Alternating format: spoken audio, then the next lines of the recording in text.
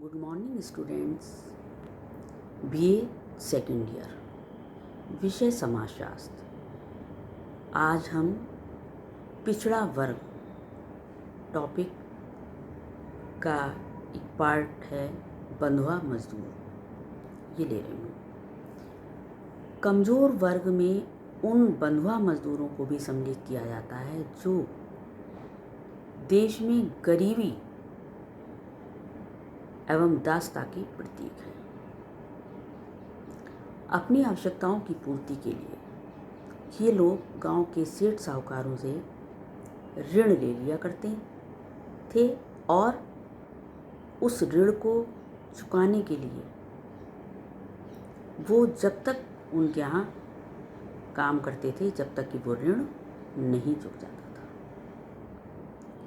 और उधार देने वाला व्यक्ति उनसे गुलामों की तरह काम लेता था, चाहे वो काम खेत का हो या उनके घर का हो। इस समय सबसे बड़ी समस्या बंधुआ मजदूरों का पता लगाने और उन्हें मुक्त कराने तथा उनका पुनर्वास कराने की है। ये एक नैतिक दायित्व है। यद्यपि संविधान के अनुच्छेद 23 में भिक्षावृत्ति एवं बेगार को समाप्त कर दिया गया है, लेकिन फिर भी देश के विभिन्न भागों में ये बंधुआ मजदूर जगह जगह पर पाए जाते हैं। कुछ राज्य सरकारों ने इस प्रथा को रोकने के लिए अधिनियम भी बनाए, किंतु उनमें आशातीत सफलता नहीं मिली। प्रधानमंत्री इंदिरा गांधी ने अपने 20 सूत्रीय कार्यक्रम में बंधुआ मजदूरों की समस्या पर विशेष ध्यान दिया और नवीन आर्थिक कार्यक्रमों से उनकी समस्याओं के समाधान के लिए आशा की नई किरण दिखाई दी। 25 अक्टूबर 1975 में बॉन्डेड लेबर सिस्टम ऑर्डिनेंस अध्यादेश लागू किया गया, जो 1976 में बॉन्डेड लेबर सिस्टम एक्ट बना। इस अधिनियम के द्वारा देश में बंधुआ मजदूरी को समाप्त कर दिया गया तथा बंधुआ मजदूरों का पता लगाने का कार्य श्रम मंत्रालय को दे दिया गया है। देश में बंधुआ मजदूरों का पता लगाने के लिए गांधी शांति प्रतिष्ठान और राष्ट्रीय श्रम संस्थान के साथ आंध्र प्रदेश, बिहार, गुजरात, कर्नाटक, राजस्थान, तमिलनाडु, उत्तर प्रदेश आदि में 295 जिलों के 1000 गांवों का मई और अक्टूबर 1978 में सर्वेक्षण किया गया। ये सर्वेक्षण विभिन्न राज्यों में बंधुआ मजदूरों के संदर्भ में महत्वपूर्ण आंकड़े प्रस्तुत करता है।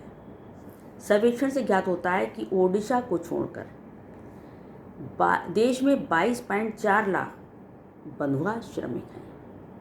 देश में कुल बंधुआ मजदूरों के 80% लोग अनुसूचित जातियों एवं जनजातियों के हैं। अध्ययन के दौरान विभिन्न राज्यों द्वारा 1,20,000 बंधुआ मजदूरों की पहचान की गई और उन्हें मुक्त कराया गया, और ये राज्य सरकारों से प्रार्थना की गई कि इस कार्यक्रम को गरीबी उन्मूलन व 20 सूत्री कार्यक्रम से जोड़ें। सन 1978-79 से राज्य सरकारों को बंधुआ मजदूरों के पुनर्वास में सहायता के लिए केंद्र द्वारा एक योजना चलाई गई। इसके अंतर्गत प्रत्येक बंधुआ मजदूर के पुनर्वास हेतु अधिकतम 10,000 रुपये के अनुदान का प्रावधान किया गया। इस योजना के अंतर्गत सहायता की पद्धति भूमि आधारित या गैर भूमि यानी कौशल शिल्प आधारित हो सकती है। इसी तरीके से केरल व हरियाणा में भी बहुत से ये पहचाने गए बंधुआ मजदूर और मुक्त कराए गए और उनके 100% पुनर्वास की भी व्यवस्था की गई। अधिकतर प्रदेशों में ये उपलब्धि जो थी 95% रही और कर्नाटक, ओडिशा और आंध्र प्रदेश में 75% से भी कम बंधुआ मजदूरों का पुनर्वास किया गया। कहने का तात्पर्य है कि विभिन्न राज्यों में इनका पता लगाया गया और उनके पुनर्वास की 80 से लेकर 90-95% तक व्यवस्था की गई सरकारों के द्वारा। राजस्थान में 15 या 16 बीघा ज़मीन उन्हें उपलब्ध कराई गई प्रत्येक परिवार को और लाभार्थियों ने कुएं खोदकर ज़मीन को खेती योग्य बनाने का स्वयं प्रयास किया।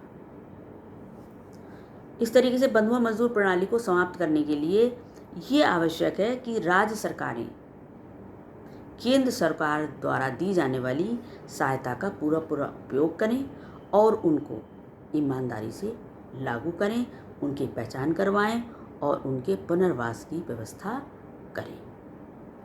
और ये बंधुआ मजदूर के पीछे मेन कारण होता है गरीबी का। तो ये प्रयास सरकार का होना चाहिए कि गरीबी का उन्मूलन शीघ्र से शीघ्र कराने की व्यवस्था की जाए, ताकि 100% व्यवस्था की जाए, ताकि इस तरीके से बंधुआ मजदूर की समस्या सॉल्व हो सके। Thank you.